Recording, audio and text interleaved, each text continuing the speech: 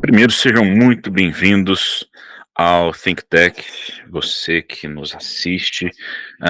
Eu sou o Maezer, sou o host do Think Tech, e hoje eu estou conversando com Yuri Rosal, que é um engenheiro de dados e não um analista, que vai conversar com a gente. O cara já deu palestra aqui na AC sobre análise de dados e tudo mais.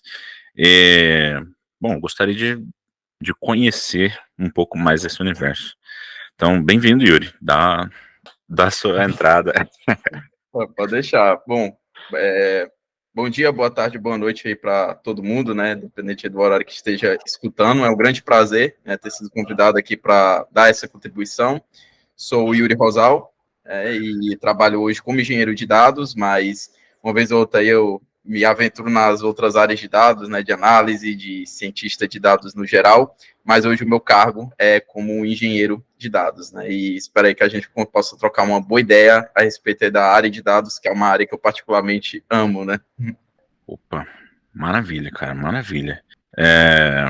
Cara, vamos começar com assim, cara, o que exatamente eu vou colocar a área de dados como um todo, né, para a gente não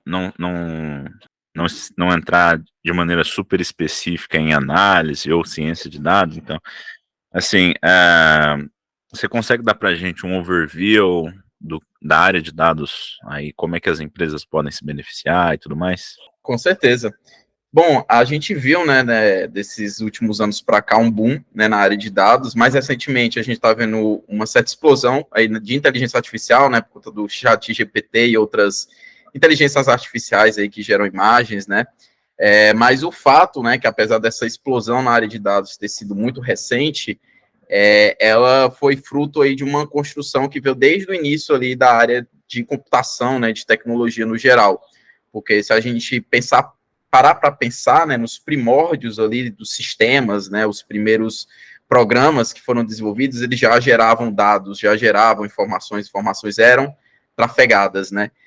E aí o que a gente teve com o tempo, né, à medida que a tecnologia foi evoluindo, as ferramentas e também os componentes, né, de computacionais aí também foram evoluindo, né, a gente foi tendo aí HDs, né, depois SSDs, cada vez mais com maior capacidade, maior velocidade, né, tudo isso foi facilitando para que a gente tivesse cada vez mais aí dados sendo gerados, processados e armazenados, né, de diferentes formas. E aí a gente começou, né, a ter ali o que a gente chama hoje de Big Data, né, que são os dados aí em grande quantidade. A gente está falando de dados aqui na casa de terabytes, petabytes de dados, né, então é realmente uma grande quantidade de dados. E, bom, quando a gente para observar, né, a gente olha o dado por si só, né, ele tem o que a gente chama da pirâmide DIKW, né, que é Data, Information, Knowledge e Wisdom, né, que é o que eu gosto de imaginar como sendo um percurso para que o dado chegue ao ponto que as empresas querem que ele chegue, né. Por exemplo, a gente pega uma data, né, por exemplo, 22/09/2000. Bom, quando eu pego esse dado em questão, né, eu sei que ele é um número, né, mas qual o significado desse número? Eu digo, é uma data, né, 22 é o dia, 09 é o mês, 2000 é o ano. Então, aí eu estou já agregando um contexto, um formato a esse dado. Aí a gente chega no nível de informação, né, que é aquele processo que a gente tem, né, de trabalhar o dado. Às vezes a gente tem aquele dado que ele não está com o contexto definido, ele não está com o formato definido, e a gente faz um trabalho para agregar um contexto a ele. E aí a gente chega nessa camada de informação. E aí a próxima camada, que é a de conhecimento, aí ela é um pouquinho mais complexa, porque ela não basta eu ter aquela única informação, ela envolve um conjunto de informações, né? Então, por exemplo, imagina que esse 22/09/2000 é uma data de nascimento. Só que eu não tenho só essa data de nascimento. Eu tenho uma base, sei lá, com 10 mil clientes, então eu tenho 10 mil datas de nascimento. E aí, de repente, o que é que eu consigo com uma data de nascimento? Pegando o ano que a gente está hoje, eu consigo descobrir a idade, né? E levando em conta o contexto, eu tenho a idade dos meus clientes, né? Então, aí eu chego no nível de conhecimento, porque com esse conjunto de informações, eu consigo entender qual é a idade média dos meus clientes, qual é a maior porcentagem, né? Tipo, a maioria dos meus clientes está nessa faixa etária, né? Então, já consigo trazer um conhecimento para a minha organização, né? E digamos que esse pulo, né, esse salto da informação para o conhecimento é uma das coisas mais complexas, né, de serem feitas, né, que a área de dados trabalha em diferentes sentidos para alcançar isso. E aí, por fim, a gente tem o wisdom, né, que seria a sabedoria. A sabedoria é eu pegar o conhecimento e colocar em prática, visando um determinado objetivo. Então, nesse contexto, ao ser a faixa etária da boa parte dos meus clientes, né, que compram os meus produtos, eu posso, de repente, usar esse conhecimento que eu adquiri e traçar uma campanha de marketing voltada para aquele público, né, então eu chego aí no nível de sabedoria, que é o que as empresas querem, né, elas querem adquirir conhecimento, né, a partir daquilo que ela tem, né, ali de dado, né, para saber a melhor forma de tomar ações para aumentar seu faturamento, melhorar a produtividade, né, e assim vai, né, dependendo ali do contexto, né. Então, a área de dados, né, se fosse falar assim, um resumo, né, de o que é que faz uma pessoa que trabalha em dados, é esse desafio. É o ter o dado ali desde a versão que era só um número ou só um conjunto de caracteres, um texto, e agrega o contexto, com o conjunto ali, chega no conhecimento, e a partir dali eu consigo trazer valor para o negócio, né, ajudar a traçar planos de uma maneira mais assertiva, porque eu estou me baseando em conhecimento, e não ali em achismos, né. E é claro, para chegar nisso, a gente tem diferentes, né, profissionais de dados, né? Tem os engenheiros, tem os cientistas, os analistas que vão atuar em cada pedaço nesse percurso, né? Da hora, da hora. Cara, e a gente tem, por exemplo, algum nicho específico para. Nossa, ó, se eu trabalho com automobilismo, eu preciso de um engenheiro de dados, ou mesmo o contrário, né? Olha, a minha empresa é a mercearia do Zé. Eu preciso de um engenheiro de dados? Quando é que é muito recomendado e quando é que não é nem um pouco recomendado a gente ter um engenheiro de dados, um analista de dados na minha empresa? Entendi. Bom, essa é uma boa pergunta, tá? O analista de dados, né, ele entra numa ideia de você trabalhar com análise de dados, que é o que eu vou fazer aquele trabalho de pegar um conjunto de dados que eu tenho, né, que já estão ali num contexto de informação, né, ou seja, tem um contexto agregado, né, e eu vou avançar para o nível de conhecimento. Então, por exemplo, essa questão de, eu quero saber a faixa etária de boa parte da minha clientela. Bom, o analista vai lá, vai pegar a base de clientes, fazer um procedimento ali para extrair a idade, e vai colocar isso em gráficos, em uma dashboard, em um relatório, né? Então, o analista de dados, ele faz muito esse processo, né? O cientista de dados, nesse quesito, o que é que ele faz? O cientista de dados, ele faz isso também, só que quando a gente fala de cientista de dados, a gente já imagina coisas ainda um pouco mais complexas, como, por exemplo, também fazer modelos de inteligência artificial para, de repente, fazer alguma previsão, ou trabalhar com aspectos ali mais de estatística, né, de testes de hipótese, né, que aí são aspectos bem mais matemáticos, né, vamos dizer assim. E o engenheiro de dados, ele vem num papel fundamental de ajudar os analistas e cientistas naquele quesito de preparar o dado, meio que trazer o dado para a informação, né? Então, o engenheiro ele vai ajudar muito em desenvolver automações, estruturas, né, que vão armazenar esses dados, vão pegar esses dados e trabalhar o formato deles, né, o contexto deles, para ficar do maneira mais assertivo possível para o analista já trabalhar numa análise, ou um cientista puxar aquilo, né, para algum modelo de inteligência artificial, né. E em que contextos o engenheiro, né, entra? Eu diria que naqueles contextos, né, que realmente você vai ter ali uma grande complexidade, um grande conjunto de dados, né, você tem muitos dados ali que são gerados na sua empresa, no seu sistema, no geral, né, e aí você quer formas de otimizar isso. Então, eu diria que o engenheiro ele entra muito nesse quesito, né? Se a gente pensar, por exemplo, ali mais em um contexto de pequenos negócios, né?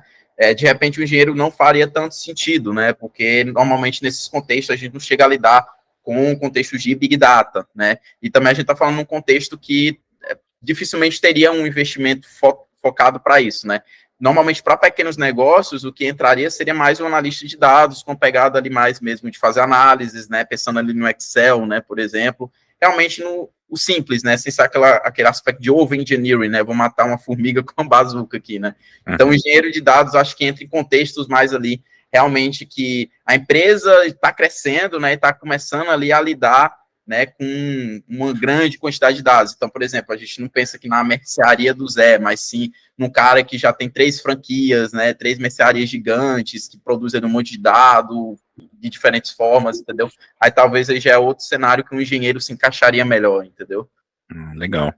Cara, você estava comentando sobre o engenheiro fazer essa ponte, né, entre os dados que a gente tem hoje, até tornar isso de uma maneira que dê para o cientista consumir, né, está incluso no papel do engenheiro de dados a conscientização do desenvolvedor, né? Porque assim, eu tenho a impressão de que raramente é o engenheiro de dados quem vai fazer ali o setup, fazer o desenho do banco de dados, mas ter um banco de dados que já está pronto para que torna mais fácil o trabalho do engenheiro, me parece ser muito, muito vantajoso.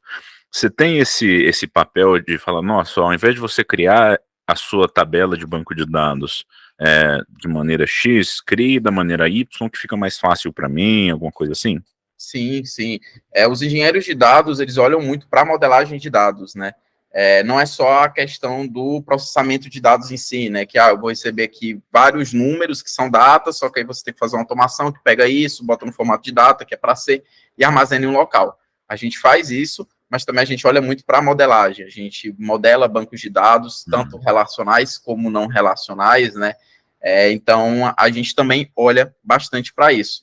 Tem, por exemplo, experiências, né, que eu já lidei trabalhando como consultor, que eu trabalhei ali, tinha uma tabela que ela não era muito otimizada, acabava implicando ali em problemas de performance, e a gente teve que trabalhar com a normalização, né, de tabela e tal, para poder melhorar a performance. No projeto mesmo que eu estou trabalhando hoje, eu estou ajudando na construção, né, de um data warehouse, que é uma espécie de banco de dados, né? Então eu estou lidando ali com a arquitetura, vamos dizer assim, do banco, né? Como é que vão ser organizadas as tabelas, né? E dependendo da ferramenta, você tem alguns aspectos que vão até além apenas de dizer como as tabelas vão se interagir, né? O que é chave primária, o que é chave estrangeira, né? Algumas ferramentas, ela tem aspectos de partição, versionamento de dado, né? Então aí já entra em outros aspectos um pouco mais avançados que vão além ali do que a gente conhece como um banco de dados relacional, né? Que a gente conhece aí dos primórdios da área de dados, né? Então sim, a gente mexe bastante com essa ideia também de modelagem, mas acaba também variando muito, né? De contexto para contexto, né? Às vezes é aquela coisa que a empresa ainda não está tão interessada, né? A gente está falando de um sistema legado que é mais complexo de ser movimentado, e aí, às vezes, a intenção é adaptar aquela estrutura para um aspecto específico, né? Ou fazer um transporte, ou apenas um tratamento, né? E meio que deixar aquele sistema legado ali ainda funcionando, né? Então, acaba dependendo também um pouco ali da disponibilidade do negócio em si, né? De mudar o que já está ali, ou se a gente vai fazer esse esforço agora, ou vai ser mais para as coisas novas tentar trabalhar de outro jeito, né? Enfim, acaba variando de cada caso, mas no geral é algo que os engenheiros acabam olhando. Legal, cara, legal. E aí, qual é a ferramenta de trabalho de um engenheiro de dados, né? Hoje a gente tem o programador que trabalha ali no seu editor de texto, e ele programa em Java, ou PHP, ou Go, e depois a gente tem o gerente de banco de dados, que é o cara que vai mexer ali dentro do SQL mesmo, fazer procedure e tudo mais. E o engenheiro de dados, ele trabalha com o quê? Que ele faz? Qualquer pessoa que tenha pensado, né, ou tentado, ou, enfim, iniciou a carreira na área de engenharia de dados, provavelmente lidou com a ansiedade de pesquisar, né, sobre ver uma quantidade gigantesca de ferramentas, termos, técnicas, né, e simplesmente parar assim, meu Deus, né, por onde eu começo, será que eu consigo dar conta disso, né? Eu acho que é normal de toda a área de tecnologia, né? A gente está numa área que tem uma dimensão gigantesca de tecnologias no geral, e essas tecnologias, por sua vez, estão sempre se renovando, né? E querendo ou não é difícil, né? Humanamente possível a gente acompanhar tudo, saber de tudo, não tem como. É meio que você só aceita que sempre vai ter que estar estudando, e é isso, não tem o que fazer. E quem não estudar, não acompanhar, se perde em questão de pouco tempo, né? Porque realmente a área ela é agitada dessa forma.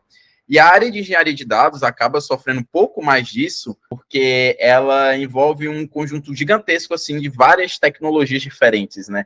Então não é aquela coisa de, por exemplo, desenvolvimento web, né? Que a gente tem ali um corpo, né?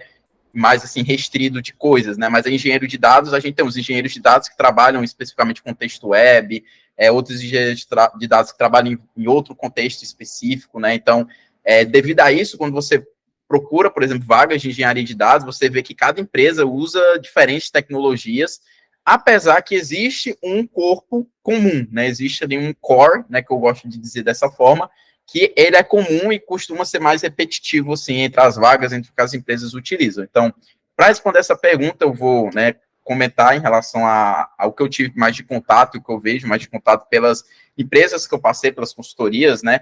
Então, primeiro de tudo, programação no geral, né, o engenheiro de dados não deixa de ser um engenheiro de software, né, no geral é um engenheiro de software que desenvolve software voltado para dados, né, seja para processar, seja para armazenar, seja para transportar dados de um local para outro, né, mas ele vai programar, né, não tem como.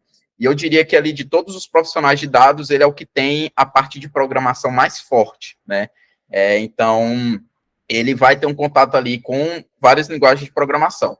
Na minha carreira, eu tive muito contato com Python, né? Python tem sido a linguagem que eu mais tenho trabalhado. Eu já tive contato, assim, em alguns contextos específicos com Java e com linguagem R, mas boa parte, assim, eu diria que 90% foi Python, tá? Mas a gente vê empresas aí que também estão começando a utilizar o Rust, também algumas utilizam o C Sharp, acaba dependendo de empresa para empresa, mas sempre vai ter uma linguagem de programação, tá? O SQL também não foge à regra, porque a gente, como engenheiro, vai modelar dado relacional, vai puxar dados de bancos de dados relacionais, né? Querendo ou não, foi o primeiro banco de dados que surgiu, assim, quando a gente olha para pensar, né? Foram os relacionais, então, praticamente as empresas aí que já têm ali uma certa preocupação, né, com dado, que armazena dado de algum jeito, provavelmente estão um banco de dados relacional. Então, é algo inevitável, assim, você não mexer em SQL. Outra coisa que ganhou muito, né, a área de engenharia de dados é a computação em nuvem, né? Então, você vê, assim, engenheiro de dados e as coisas de DevOps, né, se misturando muito, assim, algumas, principalmente empresas que são maiores, né, tal, que trabalham com computação em nuvem. E hoje em dia a gente tem muitos provedores de computação em nuvem, é algo que cresceu muito, né, essa questão de você trabalhar com microserviços, tanto pela questão de custos, né, porque a empresa ela não precisa se esquentar em construir uma infraestrutura própria, investir em uma infraestrutura própria, que, convenhamos, é algo bem complexo e exige você ter não só o dinheiro para comprar os componentes, mas também toda uma equipe especializada para fazer isso rodar e fazer manutenção, então é um custo muito elevado. Então, com a computação em nuvem ficou possível você terceirizar essa parte, né, para a Amazon, para a Google, né, que eles com certeza vão saber muito melhor isso do que a empresa em si, né, eles vão ter bem mais experiência. E, além dessa questão dos custos, né, as computações em nuvem, né, os provedores, eles possibilitam serviços específicos, né, que ajudam em alguns aspectos de dados, né, seja para processar dados, seja para armazenar dados de diferentes formas, né, transportar dados, né, então tem vários serviços que ajudam em diferentes aspectos, né, e aí isso também acaba ajudando, né, que a gente, engenheiro de dados, utiliza bastante computação em nuvem, né, e os provedores hoje mais fortes, né, a gente tem vários, mas os que são mais utilizados, né, é a Amazon Web Services, Google Cloud Platform e Azure, que é o da Microsoft, né. Eu e Yuri já trabalhei com a AWS e com o GCP, né, eu não cheguei ainda a trabalhar com Azure nas experiências que eu tive, né, e assim, o que eu tenho a falar de computação em nuvem você escolhe um provedor inicialmente para focar. Nesse caso, sugiro a AWS, porque ela é a mais antiga de todas, tem mais documentação, tem mais conteúdo, né? Então, eu sugiro ela também, estatisticamente falando, a boa parte das empresas, aí, nas pesquisas que tem sobre isso, né, provedores, a AWS sempre está no top 1, praticamente, né? Então, ela acaba sendo a queridinha, vamos dizer assim, dos provedores de computação em nuvem. Então, começa com a AWS, eventualmente, se você for para um projeto que use outro provedor, se você tiver domínio ali da base, né, de um provedor, você consegue facilmente transitar para outro, né, que foi o meu caso. Eu comecei com a AWS, trabalhei 1 ano em AWS, mudei de consultoria, fui para outro projeto, e aí nesse outro projeto eu fui com o GCP, né, que é Google Cloud, totalmente diferente, né, no quesito, assim, de ser outro provedor, mas em termos das ferramentas não muda muito. Basicamente muda o nome, um detalhezinho aqui acolá, que é específico, mas no geral são bem equivalentes as coisas, né? Então a sua curva de aprendizado assim é bem mais rápida no geral, né? E além dessas questão dos provedores, né, e aquela coisa, não dá para você também saber tudo de uma nuvem, porque a AWS em si tem mais de 500 serviços, então não tem como, é humanamente possível saber todos os serviços da AWS. O que você vai dominar, né, assim, é os básicos, né, os principais ali que são mais utilizados. Como essas ferramentas de computação em nuvem, ela tem as certificações, né, normalmente aquela certificação inicial, ela dá um bom guia de quais são os serviços principais daquele provedor. Então, se você tiver dúvida, quais desses vários serviços eu vou olhar, procura a certificação base daquele provedor e ver quais são os serviços que eles abordam e tal, o nível, que aí você já vai ter um bom caminho, né, para saber que serviços você vai olhar. E fora isso, né, para fechar, além dos aspectos de provedor em nuvem, a gente tem as ferramentas open source, né, eu vou resumir aqui o ecossistema Hadoop, né, o ecossistema Hadoop, ele é antigo, o Hadoop em si ele foi criado lá na época do Yahoo, né, que estava pensando em comprar a Google, né, enfim, então lá para as bandas de 2007, mais ou menos, que o Hadoop surgiu, e ele trabalha com a ideia também de computação paralela e distribuída, né, e a partir dele foram surgindo várias ferramentas, né, em torno ali daquele ecossistema. Então, o ecossistema Hadoop, que acaba sendo também o ecossistema Apache, porque a Apache ela cuida boa parte dessas ferramentas, né, de código aberto de hoje, é gigantesco, né? A gente tem o Spark, que ele é voltado para processamento de dados e é bastante utilizado aí pelas empresas, né? A gente também tem o Apache Kafka, né, que funciona como serviço de mensageria. Aí tem o Apache Hive, Apache Impala, Apache Airflow, e assim vai, né? São mais de 100 aí serviços que tem diferente, né? E pela minha experiência, tá, essas ferramentas é algo que eu vou mais pela demanda, né? Tipo, Yuri, vai ter um projeto aqui que a gente vai usar a Apache Spark. Aí, beleza, vou lá. Tipo, eu tenho noção, né, o que é o Spark, para que ele serve, os contextos que ele mais se enquadra, uma parte base ali que eu consigo implementar um script básico, mas não é aquela coisa, eu manjo de Spark, porque todos os projetos que eu atuei até agora não teve uma necessidade de engenharia, né, para usar o Spark. Sempre resolvia com outras soluções que eram mais fáceis de lidar, mais baratas para o cliente, então não precisou utilizar o Spark, né? Mas se eventualmente tiver um projeto que eu vou ter noção, beleza, aqui encaixa o Spark, e aí vou lá e me aprofundo.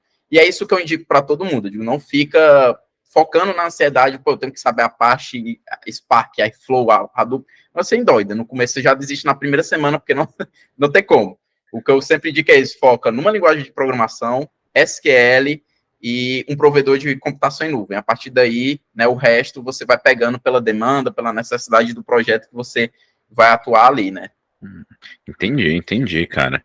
Cara, e uma coisa que eu sempre me perguntei foi, cara, mexendo com Big Data, como você consegue fazer isso, né, com um notebook simples, ou você precisa ter uma super máquina em casa para conseguir lidar com tantos dados, ou você faz isso em nuvem, a nível do seu trabalho do dia a dia, de ficar movimentando e trabalhando os dados, né? Uhum.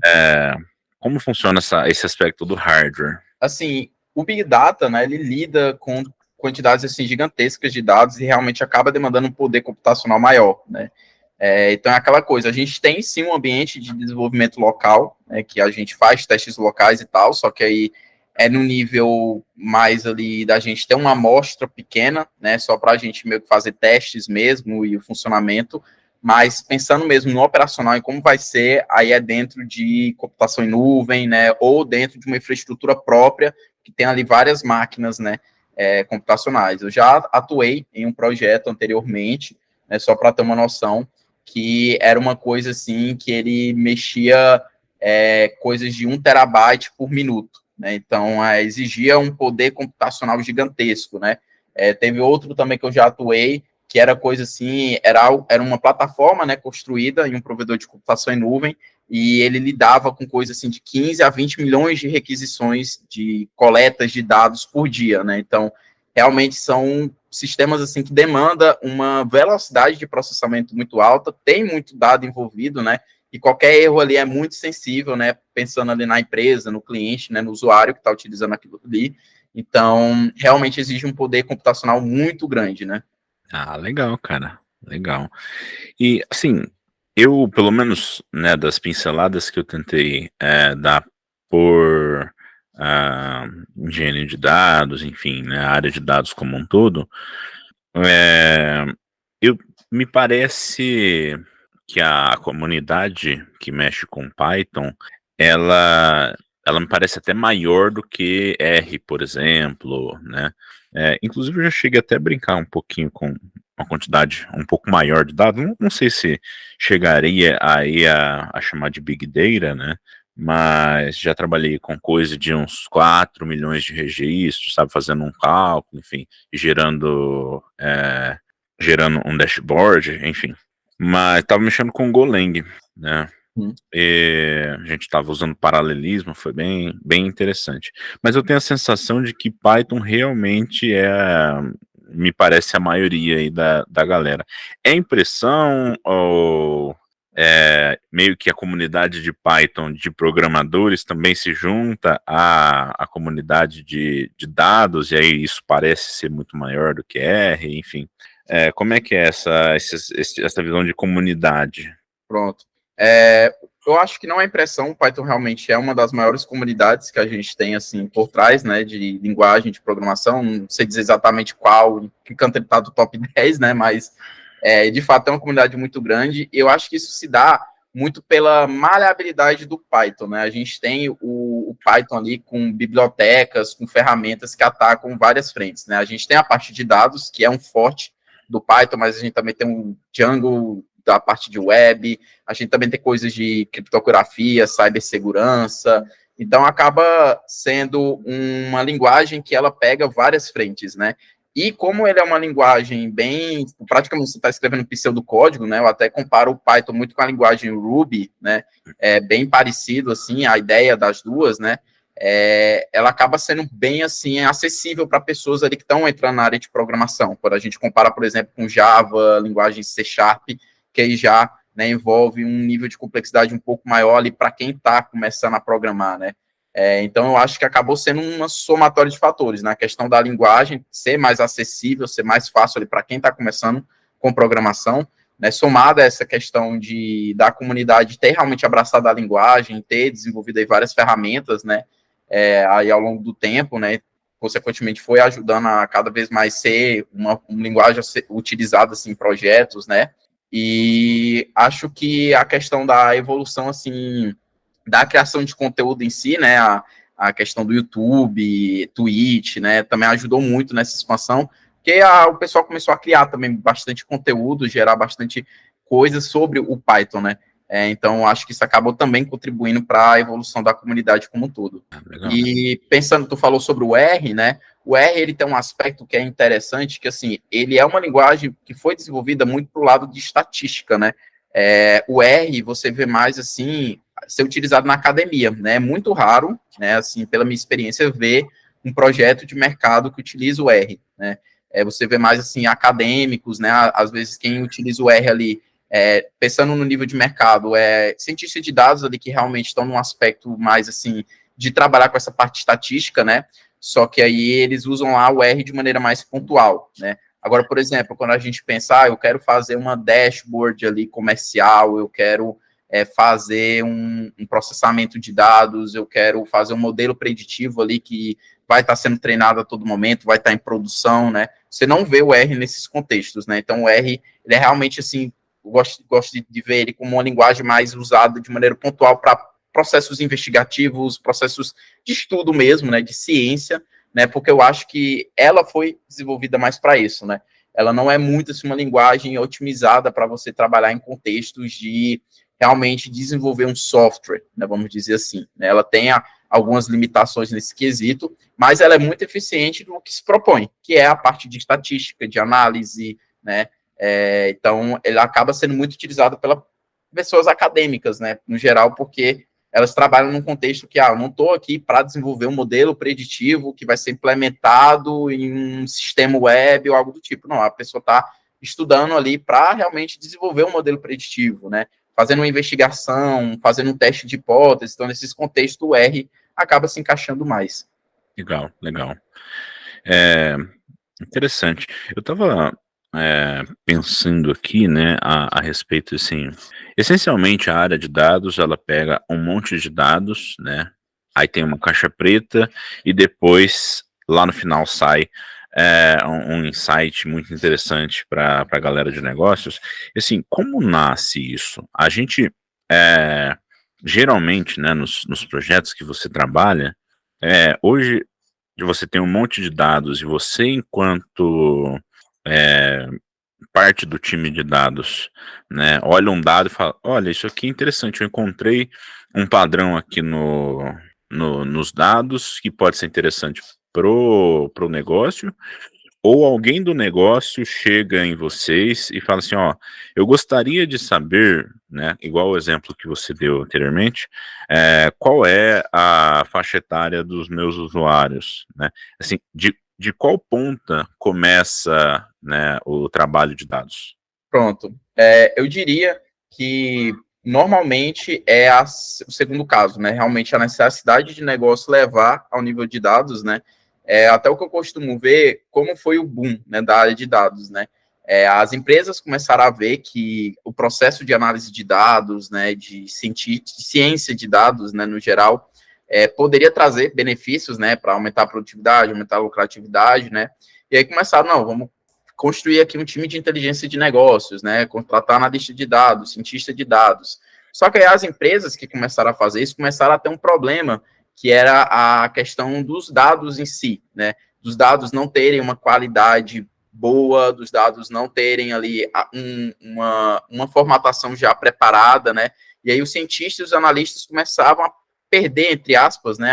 A ter que investir muito tempo processando dado, preparando dado, em vez de focar no que realmente era para ser o foco deles, né, de análise, de extrair conhecimento e ajudar ali a chegar ao nível de sabedoria, né, e aí foi que surgiu o papel dos engenheiros, né, os engenheiros eles servem justamente para ajudar nisso, né, de preparar toda aquela camada de dados, né, porque para você poder extrair conhecimento, você tem que ter um conjunto de dados, né, então as empresas começaram a ver que, ó, não adianta ter um time de cientista, ter um time de analista, eu não tenho um engenheiro de dados para arquitetar isso aqui, para ajudar, né, porque é como se eu tivesse pulando um passo, né? Eu já estou indo para o cientista, só que eu não tenho um dado ali para o cientista fazer o trabalho dele da melhor forma, né? E aí o engenheiro ele chega justamente nisso, né? Que é para ajudar de forma automatizada ali, né? A deixar o dado o mais bonito possível, né? Vamos dizer assim, para o cientista só ir lá e fazer seu estudo, né? E aí tudo isso, né? Todo esse ciclo, né? Ele surgiu o quê? Por uma necessidade de negócio. Só que a partir do momento que teve essa necessidade de negócio e começou a montar um time de dados com engenheiro, cientista, analista, né? Aí começa a acontecer um misto dessas duas coisas que você comentou, né? Vão ter outras áreas de negócios que vai começar a chegar a demanda, né, nesse sentido, né? Por exemplo, o marketing começou a puxar a área de dados porque a gente quer aumentar a previsibilidade da nossa receita, né? Por exemplo, aí começou isso. Aí o pessoal do RH já viu que daria para pegar dados ali próprios para melhorar a produtividade do time, ambiente do trabalho, entendeu? Aí já é outras demandas que começam a chegar para a área de dados. Então tem isso, ao mesmo tempo também que os próprios cientistas, né, os próprios analistas ali, ou até mesmo o engenheiro, né, ele está ali operando com uma base, trabalhando de alguma forma, e ele consegue ver uma possibilidade, né, ali de usar aquilo de outra forma, né? Ou ele acaba ali nos seus estudos, né? Pensando principalmente no perfil do cientista, né? Ele está ali fazendo uma análise, um teste de hipótese, ele está tentando validar alguma coisa ou prever alguma coisa, ele acaba descobrindo outras coisas, sabe? E é natural, né?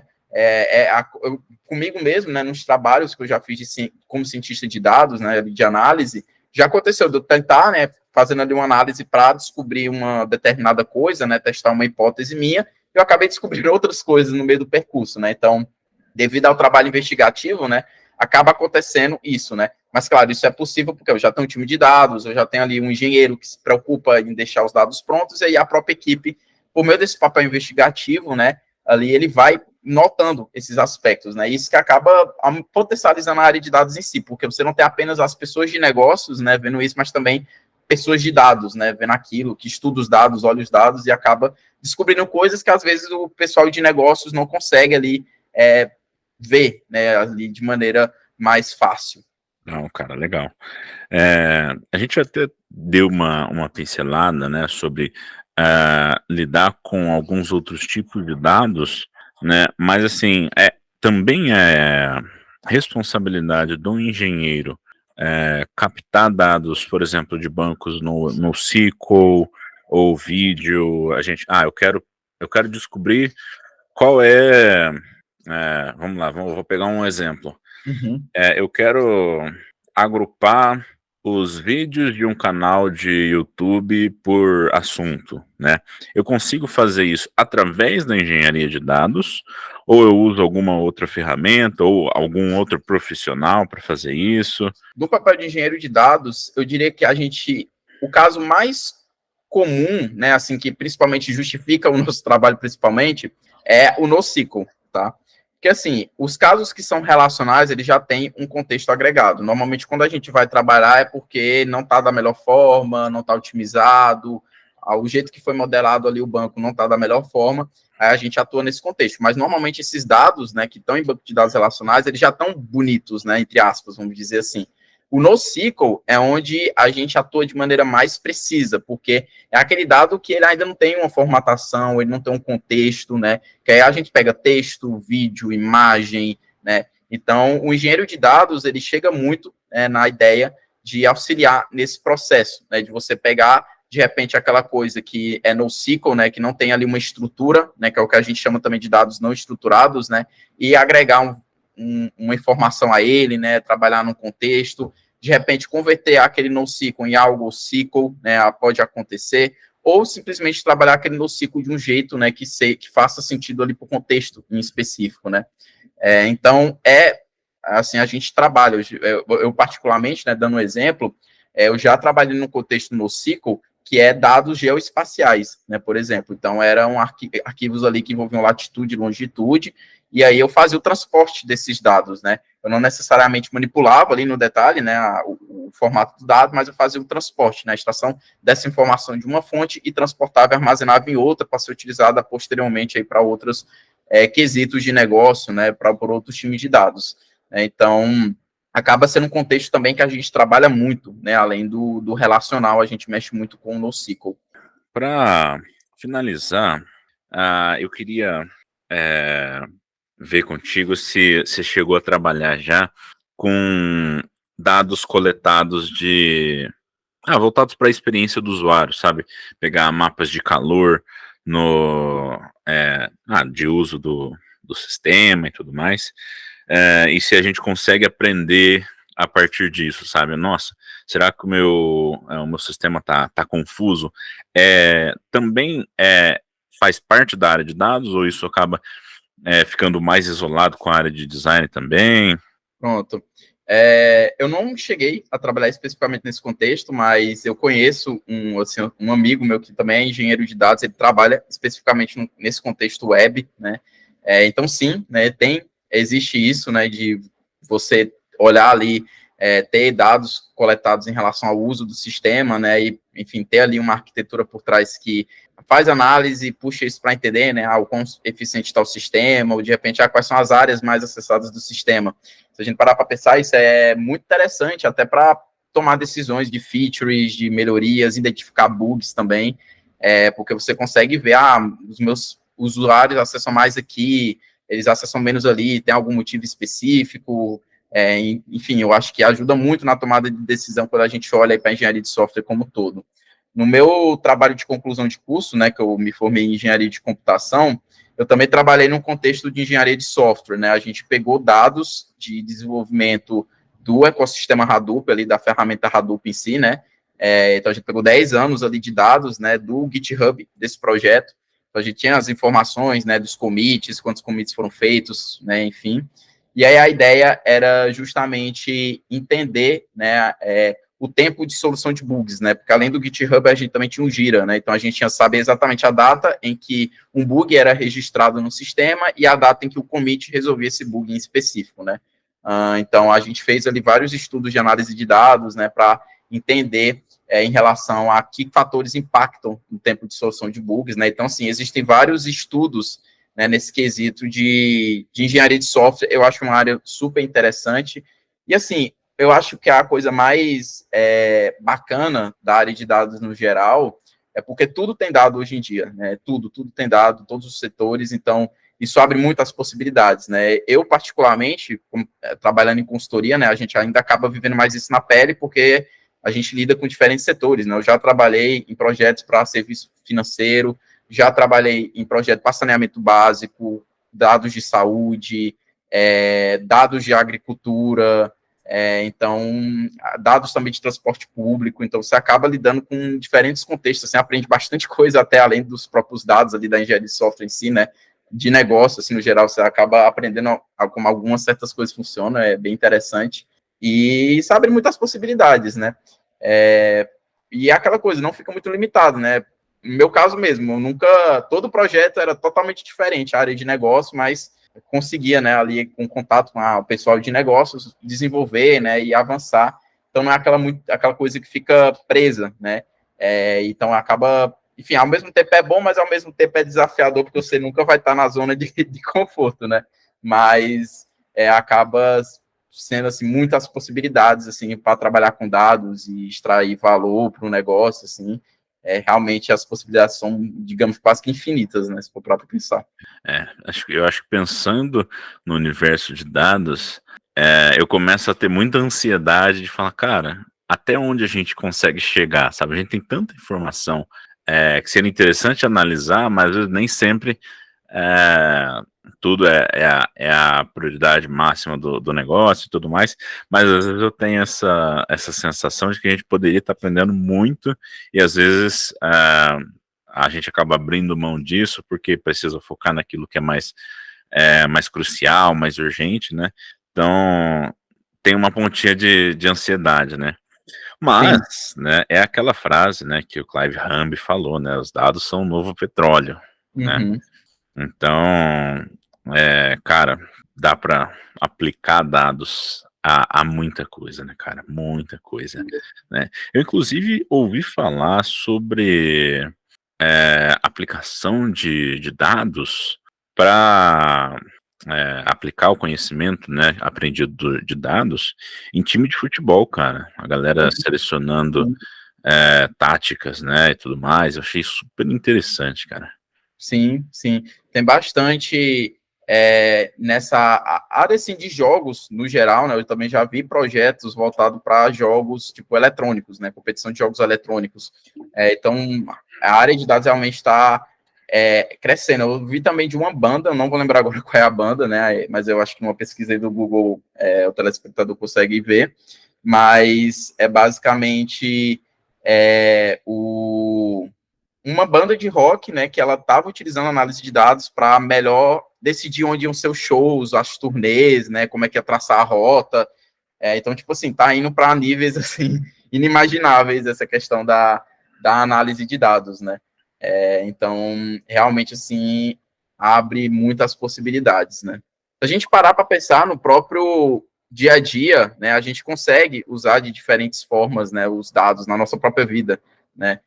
Por exemplo, tem um aplicativo, né, que eu usei até um certo tempo, que é o Dailyo, né, e ele meio que todo dia perguntava como é que tá teu humor, né, aí você dizia, né, como é que tá o seu humor, e marcava, tipo, as atividades que você você fez, né, naquele dia e tal, você poderia colocar anotações, e ele ia gerando um gráfico para você, então, tipo, no mês eu tinha lá um relatório do humor, tipo, aí eu conseguia ver, nos dias que eu tive mau humor foi porque tal coisa aconteceu, em dias que eu não tive um humor tão legal, tal outra coisa aconteceu, né? Então, tipo, você consegue meio que entender mais assim, o que é que ele afeta negativamente, positivamente. Também, se você parar para pensar na parte de nutricional, né? Se você faz acompanhamento nutricional e tal, basicamente é dados, né? Você faz as medições, tem ali a questão da dieta, calorias, né? E, enfim, se você faz o acompanhamento regular, você entende como está indo, né? O progresso, tipo, aumentei o peso, mas esse peso que eu aumentei é massa muscular, ou foi gordura, né? E aí, praticamente também análise de dados, né, no dia a dia. Você parar para pensar também, tipo, eletrônicos, eletrodomésticos que você usa, se por algum motivo você monitora, né, o uso, né, você consegue estimar custo, prever o custo ali das despesas, né, também. Então, enfim, aí é um arcabouço, né? Então a gente percebe que no nosso próprio dia a dia, a própria questão dos dados em si, que nós mesmos geramos, né, por questão mesmo de acompanhar isso, de anotar, já, né, gera conhecimento, já gera sabedoria, né, para a gente, formas da gente mudar nossa rotina, adaptar nossa rotina para um determinado objetivo, e o mesmo é para as empresas, né, então realmente é uma coisa bem interessante, assim. Isso aí. Yuri, muito obrigado, cara, pela conversa. Foi super produtiva. A galera que tem interesse em dados, né? Eu espero que vocês tenham achado algum norte, né? Algo, pelo menos algo para pesquisar, nas palavras do Yuri. Cara, obrigado. Você fica à vontade para se despedir do pessoal. Bom, agradeço novamente pelo convite, é uma honra que estar participando desse momento. Espero ter ajudado aí com alguma dúvida, algum ponto, ter também saltado um pouco a curiosidade para quem nunca tinha ouvido falar da área ou ouviu muito por cima, né? Bom, espero aí se encontrar novamente em outros conteúdos ou em outros contextos, né? E agradeço aí pela atenção. Um prazer. E também muito obrigado você que está ouvindo a gente, né? Obrigado por acompanhar esse episódio, né, do Think Tech. Queria deixar o lembrete, né, a gente tem, né, no nosso blog os nossos snippets, conhecimento aí de vários consultores aqui da Avenue Code, fica lá na avenuecode.com. Então, dê uma conferida. A gente tem nosso canal do YouTube também, dá uma olhada. E a gente se vê no nosso próximo episódio. Até mais.